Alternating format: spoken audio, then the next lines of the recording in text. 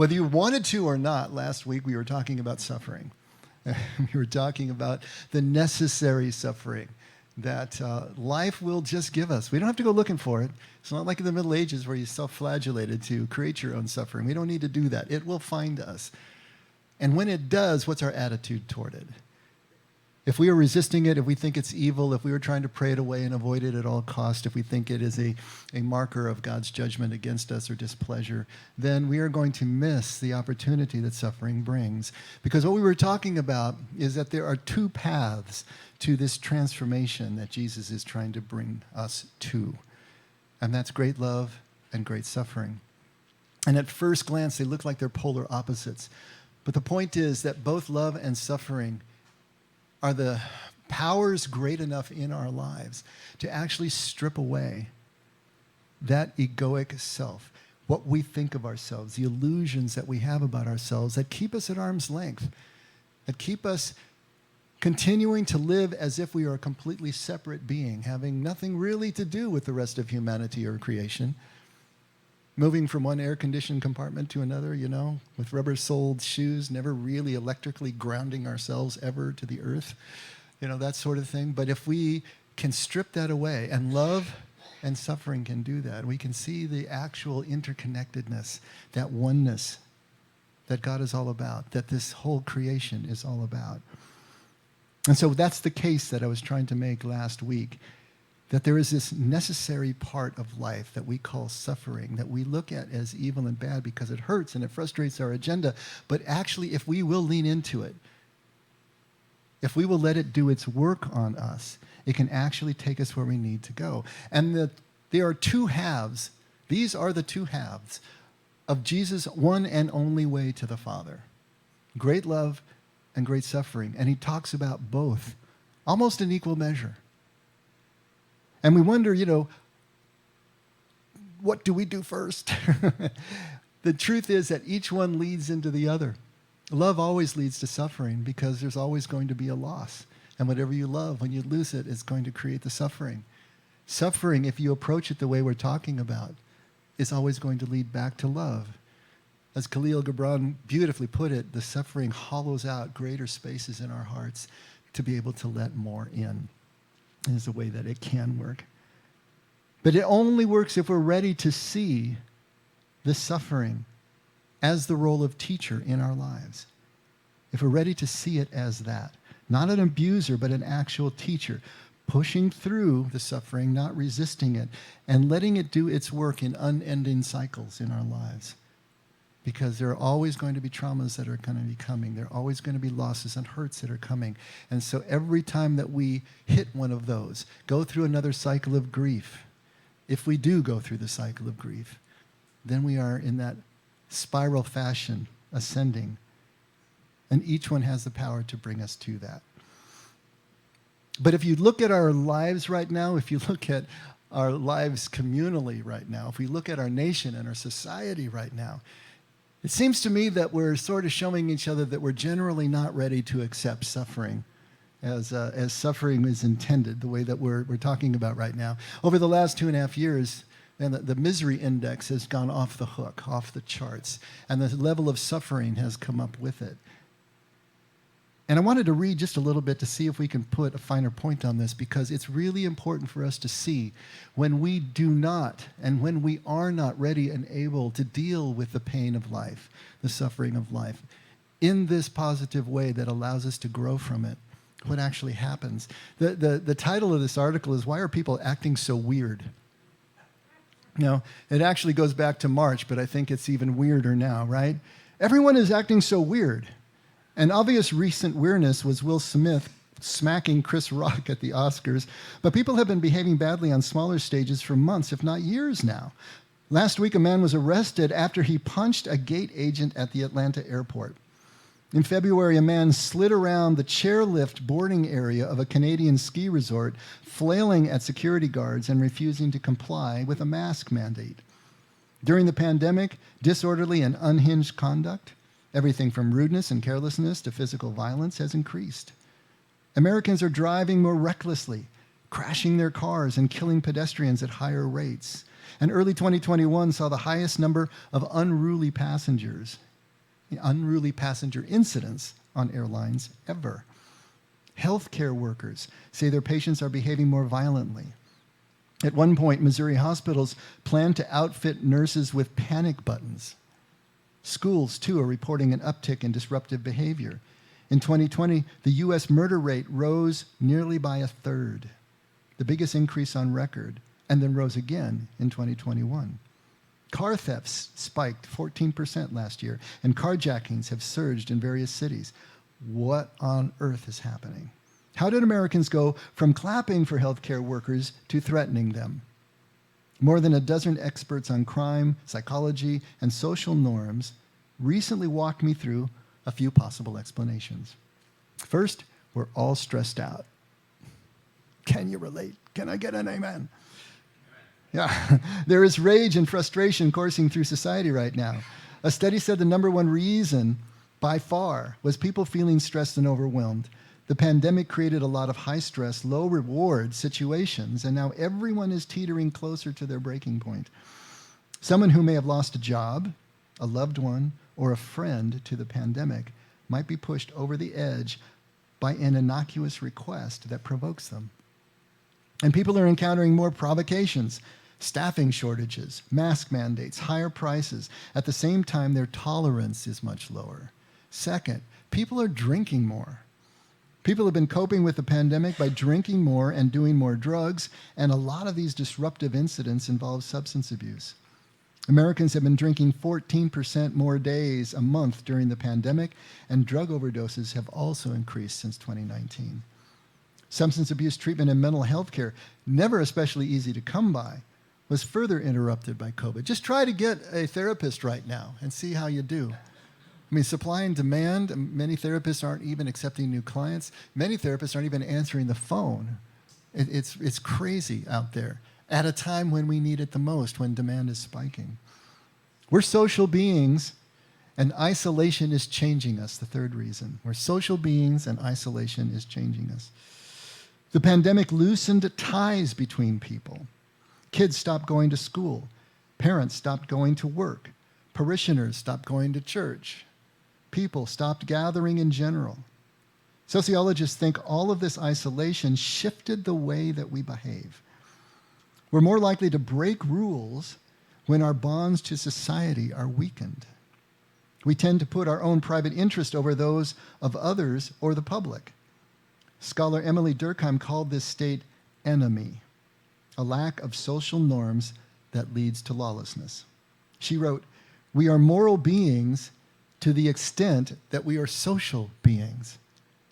That's a fascinating line. We are moral beings to the extent that we are social beings. In other words, if we stop being social, we stop being moral, right? And we're seeing that happen right now. In the past 2 years, we have stopped being social, and in many cases, we have stopped being moral, too. And that's just, well, the beginning, right, of it all. Of course, that was how many months ago? Because now we're dealing with the Great Resignation, right? So many people that resigned during the pandemic and in the aftermath of the pandemic, which is now leading to the Great Regret. Have you heard that one? Now they regret that they left their jobs, and they're trying to get back in again, and they're finding that their jobs may not be available in the way that they were. And if neither of those are working for you, now you got quiet quitting. Have you heard of this one yet? Quiet quitting. This is mostly millennials and Gen Zers, but they are just not going to do anything more than the absolute letter of the stated job description. They're not going to put themselves out. They're not going to try to hustle. They're not going to try to work. They're just going to show up, do the absolute minimum, and go home, and then focus on the things that they want to do, the social things, the recreational things. And so they've got this quiet quitting going on, and now there's a backlash to that. There is downsizing going on. We were just talking about rents, where rents are right now. People are downsizing. Tiny homes are becoming a thing. Homes that are 400 to 500 square feet and maybe on wheels that especially, again, millennials and Gen Zers are doing to try to escape, to try to get off the grid as much as possible, to just get away from all the craziness. But the crime spikes that she was talking about, we've got mass shootings on top of that. But for a while, there seemed to be happening every single week. Flash mob burglaries. I mean, who ever thought about this? There are so many people that will come and break through windows of a retail establishment, they're overwhelming the police. What are they supposed to do when there's that many people involved? And now there are street takeovers. I don't know if you heard about this one. This is like Fast and Furious on our streets. They literally just block off an entire street just on a spontaneous basis and are doing all kinds of crazy and dangerous car stunts. And generally just nasty retail customers, you know? As I've told you, I get to hear about this every night that Marion comes home from work, but it's just people are unhinged. And like she was saying, when you're at your edge, the slightest thing throws you over, you know, that you got to pay 5 cents for a bag. Oh my God, you know, the nuclear bomb just dropped. And they just react. All these things are going on. So, if the last 2 years of our lives were a test, remember last week we were talking about the tempting, which is really parasmos in Greek, which means a trial or a test. It is something that you test to see how strong it is, like your fishing line. What does it test out at? How strong is it? So if the last 2 years were that kind of test, that kind of trial for us, well, I think we can say that we're failing pretty badly here. You know, we have shown ourselves to be people who are unready, not yet ready to endure the pain and the sufferings that are laid in front of us, and to endure them in a way that allows us to move to the other side and learn something, to open up to a greater degree. What's happening is we're seeing ourselves as victims, and sometimes cosmic victims. Why is God doing this to us? And so the question should be on all of our lips is, how do we become ready? We've all been feeling this increase of the misery index. We've been feeling the increase in stress to the extent that if you're still working especially, you're feeling the lack of staff. You're feeling the extra burden that's being placed on those who are left because of the staffing shortages, and yet there isn't enough pay to cover the increase in prices. And so we're feeling this. How are you reacting to it? Pretty well? Is it something that you can see where you're starting to chip away at your moral sense, you know? How do we become ready to be able to make friends with life as it presents, even when it's painful? At least to the extent that we can push through, to the extent that we can get to the other side, that we can go through that cycle of grief, get to acceptance, and realize that we know something more about ourselves and about our relationships with each other, that we have more tools to bring to the community, the family, whoever it is that we're connected with. How do we, as individuals, and then if enough individuals can do it as groups, enter this path of suffering that will lead us to great love? How do we do that? A few weeks ago we were talking about, and I was making this huge point, that Jesus is a poet. And we don't normally think of him as a poet. But when you go back and you actually read what he's putting out there, it's some of the best poetry in the world. It doesn't look like poetry to our eyes because it doesn't fit the rules of English poetry. But Jewish poetry is a separate thing. And if it isn't poetry technically, the way that he uses words and metaphor and figures of speech in his stories and his parables, the connections that he draws in the stories that he tells is pure literary poetry. It's beautiful. The trouble with Jesus for us as modern Westerners is that Jesus thinks and expresses himself about as far from rational Western thought as you could possibly get.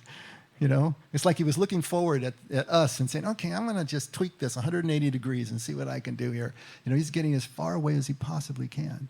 And this is why the church has had such a problem with actually using the red letters of the Gospels as a foundation for the church. We've used Paul because Paul thinks more like we do as a Westerner, as a Hellenized Jew straddling both East and West. You can hang a church on Paul, but it's so difficult to do that with Jesus. Read the Sermon on the Mount and you'll see it's anarchy if you really put it down. And so Jesus is someone that is frustrating for us. Even his own disciples, as he was teaching them, got frustrated with him. Why don't you just speak plainly? Why are you always talking in parables? They asked him, right? So if they got frustrated, how many times have you just thought, man, I just wish Jesus would just say the thing straight out. Why does he keep beating around the bush? Why does he always wiggle off the hook when someone asks him a direct question? And we've talked about why he does that, because he is not trying to feed our need for certainty. That would just take us down the wrong path. He's trying to break that in us and take us back into mystery and paradox. But it is so frustrating for us as he does his poet thing. Now, I think that this is part of the allure of Buddhism in the West in general and in our country in particular. Because when you think about it, Buddha is much more an engineer than he is a poet. He thinks like an engineer. He lays down very definitive and complex paths and systems. Now, I don't know how much you know about Buddhism, but Buddhism is based on 3 universal and core truths. And one of them is the impermanence of everything, that everything is constantly changing. The second one is that this self that we think that we are doesn't exist. It's an illusion. It's just a projection of our minds. And the third is that life is about suffering. That's called dukkha. Now, that third truth is then broken down into what they call the 4 noble paths. First of all, that life is suffering. We've kind of established that one already. Second, that the cause of suffering is either desire, craving, or attachment as we understand it. And then the cessation or the end of suffering is non-attachment, to let go. And then the 4th noble truth is the path to the cessation of suffering. How do you get from samsara, which is this physical world, to nirvana, which is the quenching or the blowing out of this understanding of ourselves as separate beings? And then they take that last noble truth, the path, and they break that down into the 8-fold path. Are you starting to get the picture here of how this works? And the 8-fold path is about, right understanding or the right view, the right worldview of things. And then the right thought, which really translates into right intent. What do you intend to do? Then right speech and right action. How about right livelihood? That you make a living for yourself and you care for yourself and all your dependents and you're responsible in a way that harms nobody else. In other words, you have an honest job. After that is right effort. Are you really willing to show up and put the effort into this? Then right mindfulness, awareness. Are you building your awareness? And then finally, right focus or concentration, which is going to be practiced as meditation. And then there are those inside all of that that are broken down further. So you see why I say Buddha's kind of an engineer? He thinks like Doug over there. He's an engineer, as opposed to the poet. Now, for those of us in the West, as things are getting crazier, what are we craving? We're craving something definitive. We're craving something certain. You look at a system like that, it's like, okay, that's got teeth and traction. I can do something with that. But Jesus, how do we really grab onto that? Because Jesus never gives us a numbered list of anything. He never gives us bullet points. He never gives us an executive summary. But he gives us our top-level concepts. He gives us stories. He gives us parables. He gives us metaphor that point to these concepts. Years and years and decades ago, I had a vocal coach. And what he said was interesting to me at the time, and it's just kind of rattled through my brain for all these years, is that when you're singing, you're trying to deal with muscles that you can't see. You can't see them. You can't look at them and actually will them to do something. They're kind of buried inside. And so he said, don't worry about trying to figure out what your vocal folds are doing. He said, you just sing, I'll listen, and when I hear you produce a tone correctly, I'm going to tell you. And I want you to note the sensation, note the feeling of that, memorize that feeling, and then reproduce the feeling when you sing. Because reproducing the feeling will indirectly reproduce the right musculature and the right tone, blah. I thought it was a really interesting way of approaching it. But if you think about it, Jesus is sort of doing the same thing. He doesn't give us the what that we long for, that certainty. What he gives us is the finished product. This is what it looks like. Here is the how. It's love. It's relationship. Recreate the love and the relationship. Recreate the connections. And then you can put whatever path you want to together underneath that or around that. But this is what it feels like. This is what it looks like to be living in kingdom, to be on this one and only path to the Father. Recreate those sensations, those qualities, and you'll be going in the right direction. Jesus is giving us then principles, right?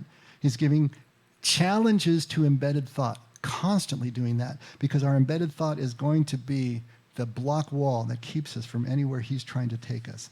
And he's constantly introducing paradox, introducing mystery, confounding the rational process that is our enemy when it comes to things of the Spirit. We have to be able to suspend that.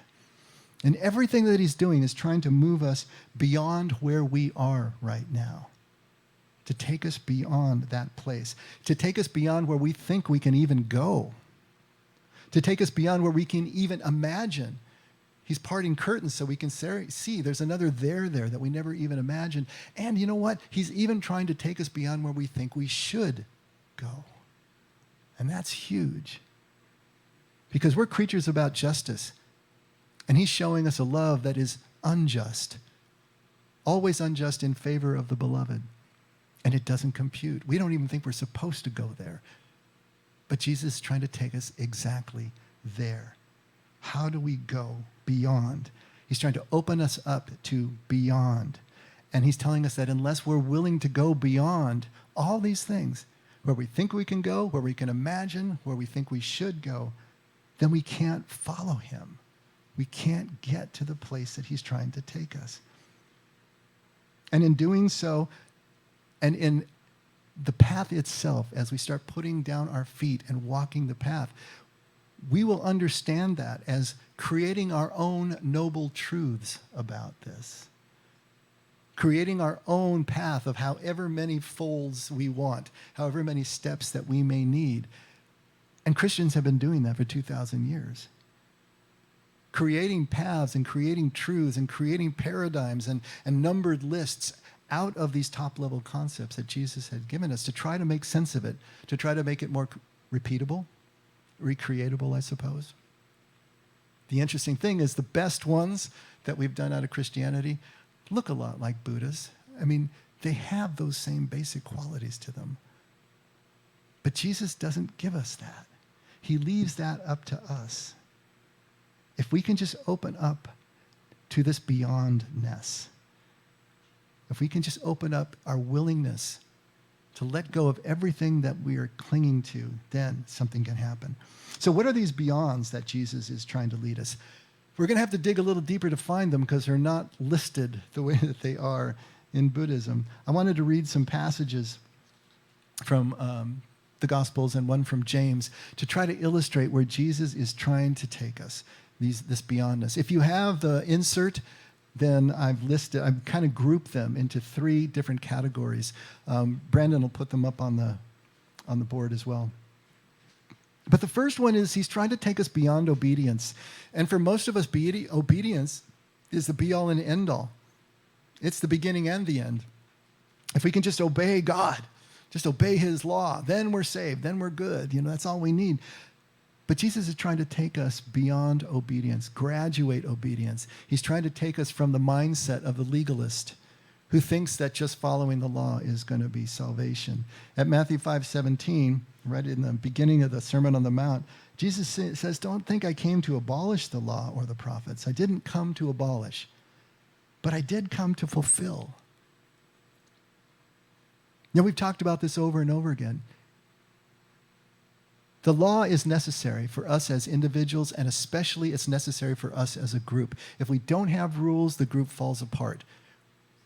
We can't expect anything on a repeatable basis, and life in a group becomes anarchy. We've got to have rules. And the individual needs those rules too, because the individual, especially as you're growing up as a child, you need to have structure. You need to have discipline.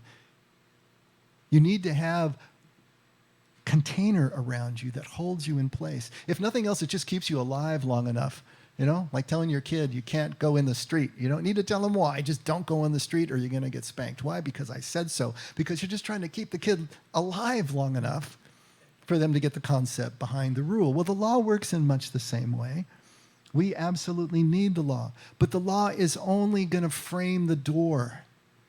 We've got to walk through the door. And when you walk through the door, you have to graduate obedience. If you really want to go where Jesus is going, you got to fulfill, as he says, the intent of the law, which sometimes means you have to break the code of the law. We've done this over and over in here. Is lying always wrong? Well, it's unlawful, but is it always wrong? Sometimes lying is righteous. And we have to know the difference when it is and when it's not. Most of the time, lying breaks down relationship. Other times, it's the lie that preserves life and relationship. And we have to know the difference. That's why Jesus is saying, I'm not here to abolish it, I'm here to fulfill it. And then he lays out all these ways in which we need to supersede the law. We need to exceed it, the righteousness of the scribes and the Pharisees. At Luke 18, starting at verse 18, actually, I'm going to start at verse 21. But this is the story where the rich young man comes up to Jesus. What must I do to obtain eternal life? And the first thing Jesus says to him, well, keep the commandments. Honor your father and mother. Don't lie, cheat, steal. Don't be adulterous. He says, I've kept all these things from my youth. This is verse 21. All these things I've kept from my youth. And Jesus knows that he's telling the truth. He knows that he's sincere. In another gospel, he looks at this man and loves him. When Jesus hears this, he says to him, one thing then you still lack. Sell all that you have and distribute it to the poor, and you will have treasure in heaven, and come follow me. This man had been obedient all his life. He had kept the law fastidiously all his life, and yet he still knows there's something missing. And he comes to Jesus looking for another rule to follow, a greater rule to follow. And Jesus says, you got to now throw out the rules. This isn't just about his physical wealth, his financial wealth.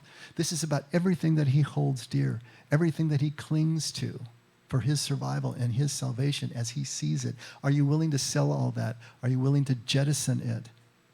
Go beyond all that. Go out into this great uncharted territory where you're going to feel disturbed and see what happens. Are you willing to do that? Well, in his case, he's not yet, because he goes away sad. He can't do that yet. But this is what Jesus is calling us to. Matthew 7, verse 21, not everyone who says to me, Lord, Lord, will enter the kingdom of heaven, but the one who does the will of my Father who is in heaven. Now, on that day, many will say to me, Lord, did we not prophesy in your name and cast out demons in your name and do many mighty works in your name? And then I will declare to them, I never knew you. Depart from me, you who practice lawlessness. And so beyond just the law, here's all the acts of righteousness that we would say, hey, we're prophesying. Hey, we're building 24/7 cable networks in your name. We're doing all this great stuff in your name. And yet we have to go beyond that too.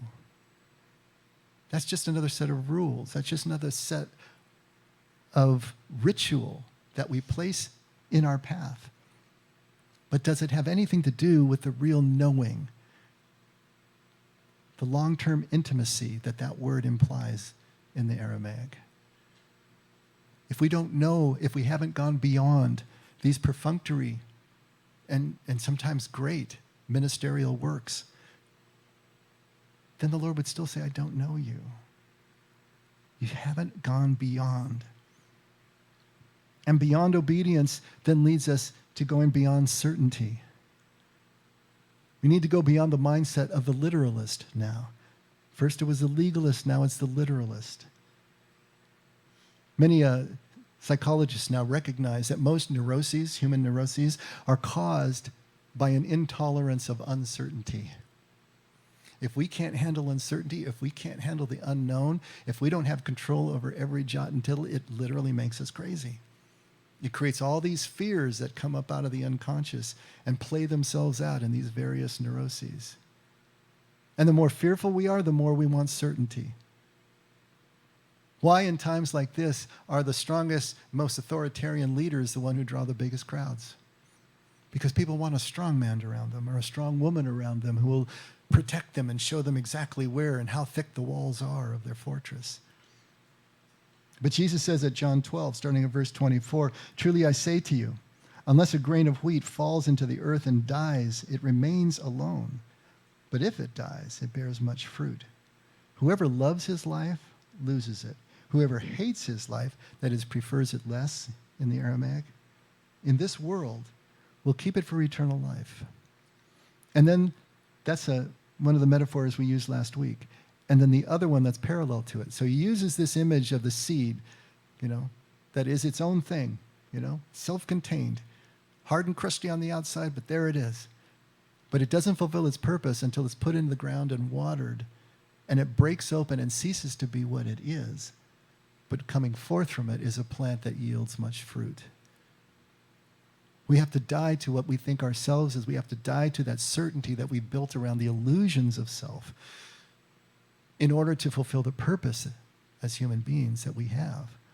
And then the other metaphor that he uses here at Luke 9, verse 23, if anyone would come after me, if anyone would follow me, let him deny himself and take up his cross daily and follow me. For whoever would save his life will lose it, but whoever loses his life for my sake will save it. Same ending, right? But the idea here now is a different metaphor. Literally dying on the cross. Letting die that, again, that sense of self. No greater love has this than someone lay down his life for his friend. But that's just not physical death. That's letting die this idea that we have in ourselves so that we can connect with our friend. We can actually be in relationship with our friend because our idea of ourselves no longer separates us from one another. No longer sees ourselves only in competition with one another. And everything else is adversarial. Jesus is trying to bring us, and he makes the strongest point at Matthew 10, verse 38. He who does not take his cross and follow after me is not worthy of me. Wow. That's pretty harsh. But he's saying you cannot go where I'm going as long as you're holding on to the seed, the self. If you want to be a human seed, okay. My Father still loves you. But if you want to be a human planting that bears much fruit, that's a different thing. And the only way that happens is if you pick up your cross daily. Every day we have to die to that conscious mind that keeps us separate from each other. And at Luke 11, starting at verse 29, when the crowds were increasing, he began to say, and this is from last week as well, this generation is an evil generation. That would be Bisha Alma, which means unripe, unready, immature. Not evil in the malicious way we typically think of evil, but you're just not ready. You're not ready for these things yet. This generation is unripe. It seeks a sign, but no sign will be given it except the sign of Jonah. For as Jonah became a sign to the people of Nineveh, so will the Son of Man be to this generation. In our fear, we want signs, don't we? We want God to just open up the heavens and show us exactly the risk-free path, the 100% foolproof insurance policy that will take us everywhere we want to go without a single misstep, no suffering, no loss. That's what we want. We want that certainty. Give me a sign. Always reminds me of, was that movie, Bruce Almighty? Give me a sign, and the truck with all the signs and everything. Give me a sign, give me a sign. But you're not going to get a sign. The sign of Jonah that he does talk about is what we talked about last week. It's going into the belly of the beast. It's going into the darkness. It's going into uncertainty. It's allowing yourself to fall, as Jesus did, into the tomb for 3 days before coming up the other side. Are we willing to do that? Are we willing to let go of the craving and the need for certainty in order to be able to find what is really there? And then after moving beyond certainty, he needs us to move actually beyond belief. This is beyond the mindset of the fundamentalist. It's not just our beliefs that are going to save us. This is where I switched to James, because he says it so well here in chapter 2, starting in verse 20. Do you want to be shown, you foolish person, that faith apart from works is useless? Was not Abraham our father justified by works when he offered up his son Isaac on the altar?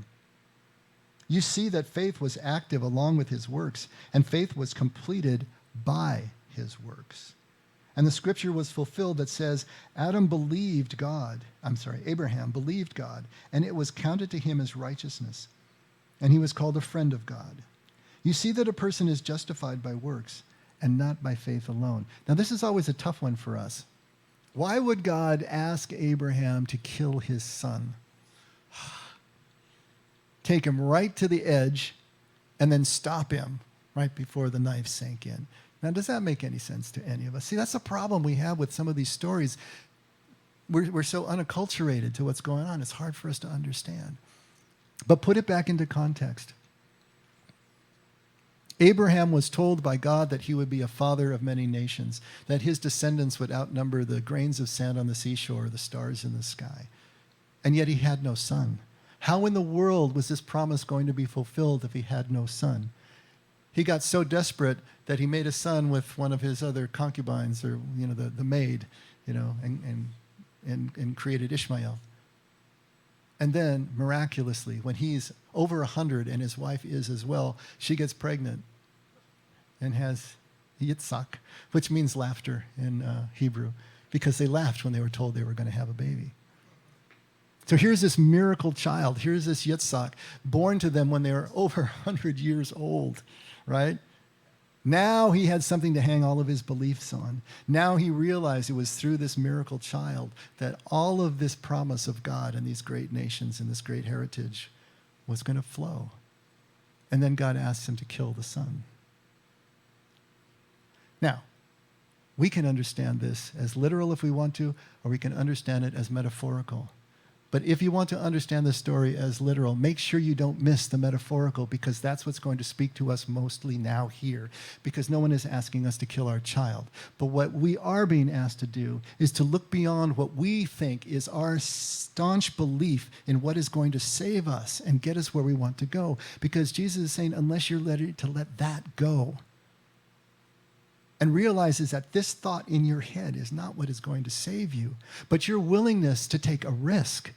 What is more risky than taking your son to an altar to sacrifice him? The one thing that you thought was going to fulfill God's promise in your life. Are we willing to do that? Are we willing to take our personal sacred cow and sacrifice it on the altar? Are we willing to let go of the belief system that we think is everything, when Jesus wants us to go beyond that as well and find a salvation in the very presence of God that supersedes all of that none of this could ever touch? The idea here is that beliefs and ideas don't change us. They don't transform us, and they certainly don't save us, but they can lead to change. They can lead to transformation. But we must act even without certainty. We must risk something, and risk letting go of what we have believed in so long and hung on to so long, so that we can actually experience what really will save us. Now, these three things are all related. They point to the same need in us. The need to detach from our identity that we have with our egoic self and the small self that we have constructed through child development and on through everything else we've experienced in our lives. And this is the suffering that part of the suffering we're going to encounter in life, because that ego does not die easily. It is painful to lose that, because it has been with us for so long. It has sustained us up to this point. But just like that young man, we realize there's still something missing. It can't take us the rest of the way. We need something else. And so this cracking open to vulnerable humility is what we're trying to do. And that takes great effort. It takes great work. It doesn't just happen. And people think it happens immediately in an instant or in an event. If they don't do the work behind that, then you have to see where they end up. Our ego, our egoic mind, our concept of self is a very hardened target. It's fortified. It's not going to go easy. And it has to be. I mean, if we don't have a strong egoic container, if that ego of ourselves is really fragile, if it's neurotic, if it's even psychotic, well, then it's not going to sustain us through life. It's not going to allow us to compete. It's not going to allow us to be able to live in a world as difficult as this one. And the first half of life is supposed to be and is dedicated to building that egoic container, building that egoic shell, building up that strong illusion. Well, we don't think of it as illusion, but that strong sense of self, so that we can actually interface and work in the world and do the things that we need to do. But the second half of life, it begins with recognizing the limitations of that egoic container, of that self that we have constructed, and realizing that it's not going to take us where we want to go. That's the midlife crisis. That's what happens starting in the mid-30s and early 40s, is the realizations of the limitations. How do you realize it? Well, you start to feel burned out. You start to feel depressed. You start thinking, is this really all there is? Just going back to work, no matter how successful I've been, is this really it? Is there anything more? This is the unconscious recognizing of the limitations of the first half of life and what we've built thus far. The second half of life is about stepping away from, detaching from that identity of the small self, the ego, and finding this deeper self that really is connected to God in a way that we can't describe in words. It's about discovering radically new concepts. It's about restoring mystery and paradox back into our life. It's literally about dying to self, about picking up that cross daily. And now this is where the two paths come back into play, love and suffering. But they're going to be experienced practically as breakthroughs and peak experiences that we've had, and then just routine, day to day, every day, repeated experience that we tend to look at as mundane, boring, or insignificant. Those are the two paths as we experience them through life. In the first one, these are the epiphanies that we have, the aha moments, right? The peak experiences. Maybe it's a conversion experience that you had early on when you were converting to the faith and you had this transcendent experience. Maybe it was a vision, maybe it was a dream, who knows what it was. But it was a transcendent experience of some kind. It was the direct experience of the unity that is love, the oneness underneath the seeming diversity of things that is this love. It's this breakthrough. And then the routine is the discipline. It's the work of spiritual formation day in and day out that we look as tedious or insignificant. And it feels like suffering. Now, you might ask, okay, which comes first? Is it chicken or the egg? You know, does the transcendent experience come first? Does the work come first? How we understand this. And all of that is an individual experience that you will have in your life. And you probably already have that experience in one way or another. Some of us have the breakthrough first, the conversion experience first, you know, the honeymoon period first. And others only get that after years of really hard work. Spiritually, psychologically, emotionally, right? Y'all know Mother Teresa, of course. I don't know if you know, about 20 years ago, some of her letters, or a whole chunk of her letters written to her spiritual mentor, were published. And what they revealed is that she was one of those who had this intense experience early on as a young Catholic nun that propelled all the work that she did for the next 60 years. But she didn't have it through those 60 years. I mean, here was this huge experience, this bump at the beginning, and then it just settled down into the day-to-day routines of what she did. She managed to keep that going for 60 years, but she was lamenting in these letters that she thought maybe something was wrong with her, that God didn't care for her anymore, wasn't with her anymore, because she wasn't feeling the same thing that she felt early on. And so that great experience at the beginning became another burden and a cross for her to bear through 60 years of incredible work and being recognized as a saint in the church, and one of the, you know, only she was 4 foot nothing, but she stands head and shoulders above so many of the rest of humanity. And yet that was the shape of her life. Contrast that with Thomas Keating, a Trappist monk, but the way he describes it is that the most spiritually mature people that he knew were the ones who were questioning their spirituality because they hadn't had these huge peak and emotional experiences. And yet he said they were still the most mature people that he knew. Now, in truth, it's a mixture of both, and it should be a mixture of both. Is it better to have the experience at the beginning and then maybe not have it later on? Or is it better to work until you have the experience later? I mean, I don't know. I always think of Marissa Tomei. Do you remember the actress Marissa Tomei?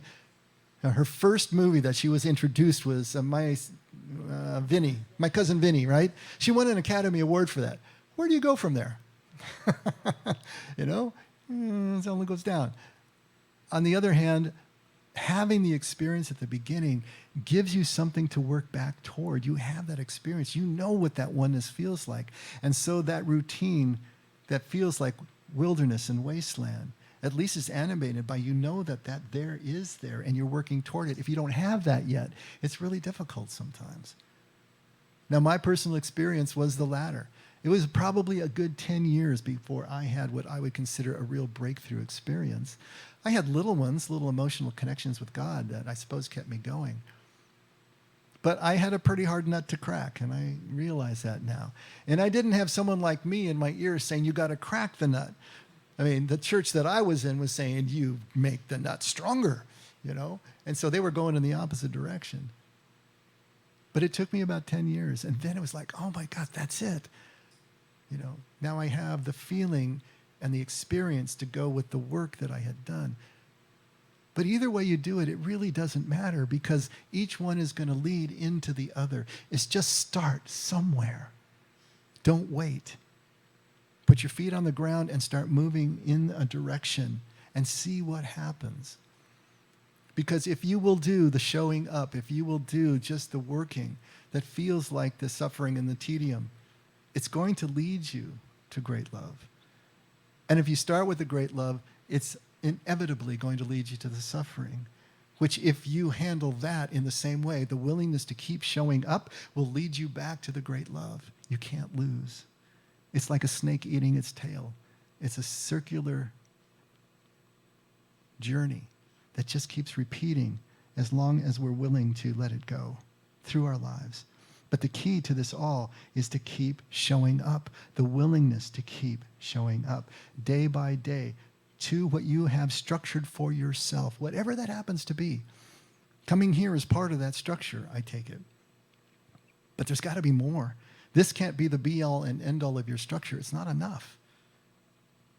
This whole string of messages that we've been doing for the last 2.5 months or so is all about building the case that there has to be an actual structure that you create, that you are disciplined and dedicated to, that you're willing to show up to every day in your life when nobody is looking. Nobody's patting you on the back and nobody's giving you any kind of awards. You know that this is what you want to do. And that works individually, and then you bring that into community here. And we're here to support that. And I'm here to support that in any way that I can. That's my main job, if I can do that, to keep showing up day by day to this work. Because without the work of faith, as James would put it, the love that we attain, the peak experiences that we have, won't last. That sense of unity won't last unless we have shown up to it day after day and we've driven it down into muscle memory. It's now become a part of us. As the ancients said, they would say the prayer over and over until the prayer was saying them. We need to do this work, these rituals, until they are doing us. And that's what it comes out to. They become a part of us. And the ancient church understood this. The ancient church demanded this of their adherents. It was built into the structure of the church, but we've lost this discipline. We've lost even the sense of the need or the value of this kind of discipline. But there's no substitute for the repeated work that builds awareness into real time, emotional regulation, so that we are stable enough to be able to be in relationship, and a sense of presence. That presence without which we can't practice the love that makes us one with the Father. And just lastly, we've got this idea in our heads, I think, that the work of the Spirit or the Spirit itself is spontaneous and inspirational. You know, that God shows up in power and in majesty and in a miraculous way.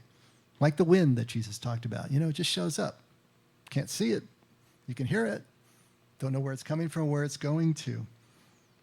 And that if we do anything to mess with that, right? That something bad is going to happen or it won't be spiritual anymore. We think God just shows up spontaneously. But here's the thing. God is always showing up. God is shown up. It's a permanent state. God is always present. There's never a time that he won't be. He doesn't withhold. He doesn't come sometimes and not other times. He's just always here. And he's always ready for us. But are we ready for God? How often does God break through into your awareness in a real way on a daily basis? How often do you really feel him and feel his presence? How often do you feel that you're empowered by him in whatever it is that you're trying to do? And yet God is always here. It's like this room right now is filled with radio and broadcast waves. But if we don't have a tuner, we're completely clueless that anything is going on here. God is always here. But we're not always here. See, we think if we create some kind of routine or a practice or a discipline out of our spiritual formation, that we're going to kill the spirit. We're going to quench the spirit in somehow. We're going to make it non-spiritual because now it's become this rote sort of thing. But that's impossible. You can't do that to the spirit. We can't affect God's spirit, but we can participate in God's spirit. But only if we practice. It's like anything else. We have to practice, or we're not going to be aware of God's presence in this moment, right now. If we're not disciplined to our spiritual formation, to contemplative practice, or however we purpose to do it, if we don't get ready to meet God where God is, which is always right here, right now, then we're going to miss the hour of our visitation, and we will let it go by. This is why the practice is so important. This is why the work of spiritual formation is so important. Because God is always here, and yet we experience so little of him because we're not ready to meet him. And the only way we do that is through practice. Dedicated, conscious, intentional showing up. And then, when we are practiced, when we are more mature, when we have experienced the reality of ourselves in God, then we can express ourselves. And we can talk about our experiences in the way that the mystics do, the way that Jesus does, that seems so incomprehensible to us at first. But then it comes to us in a new way. We read something else that suddenly jumps off the page that made no sense to us before because we've had a common experience that comes with the practice. I wanted to end with a poem from Rumi, if you're familiar with him, 13th century Sufi, Islamic poet. But just listen to the words. Maybe just close your eyes, sink back for a second, and listen to these words and see where they're coming from. Because where they're coming from is so beyond our daily experience. But it still relates to it. He writes, "When I see your face, the stones start spinning. You appear, all studying wonders. I lose my place. Water turns pearly. Fire dies down and doesn't destroy. In your presence, I don't want what I thought I wanted. Those 3 little hanging lamps. Inside your face, the ancient manuscripts seem like rusty mirrors. You breathe. New shapes appear. And the music of a desire as widespread as spring begins to move like a great wagon. Drive slowly. Some of us walking alongside are lame. Today, like every other day, we wake up empty and frightened. Don't open the door to the study and begin reading. Take down a musical instrument. Let the beauty we love be what we do. There are hundreds of ways to kneel and kiss the ground. Out beyond ideas of wrongdoing and right doing, there is a field. I'll meet you there. When the soul lies down in that grass, the world is too full to talk about. Ideas, language, even the phrase each other doesn't make any sense. The breeze at dawn has secrets to tell you. Don't go back to sleep. You must ask for what you really want. Don't go back to sleep. People are going back and forth across the door sill where the 2 worlds touch. The door is round and open. Don't go back to sleep.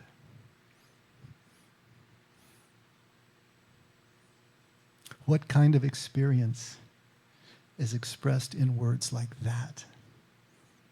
What kind of beyondness causes a person to express himself in this way? What kind of beyondness causes Jesus to teach us in the way that he does? To call us out beyond everything we think we know, beyond the safety of our makeshift fortifications, to experience this kind of openness. That's where Jesus wants to meet us, in that field, to lie down in that grass. Let's pray.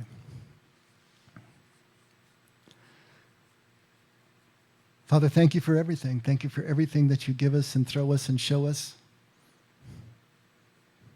Thank you even for the difficulties of life that open us up to the mystery and the paradox and the unknowing. Help us to find ourselves more comfortable in that place. To be willing to lay down our arms and our shields and our fortifications, our defenses, so that we can experience more of who you are and who each other is, undefended, in vulnerability, in humility, and in that find out who we really are. That's what we want, Father. Even if we don't think it is, and even if we're not yet willing or ready to lay things down. But we're a work in progress, Lord, and we want to keep moving towards you. So we're praying for your patience and your grace and your empowerment to see us through. Thank you for everything, Lord. Every jot and tittle. Never let us forget we can only do this because you did it first. In Jesus' name, amen. Let's all stand.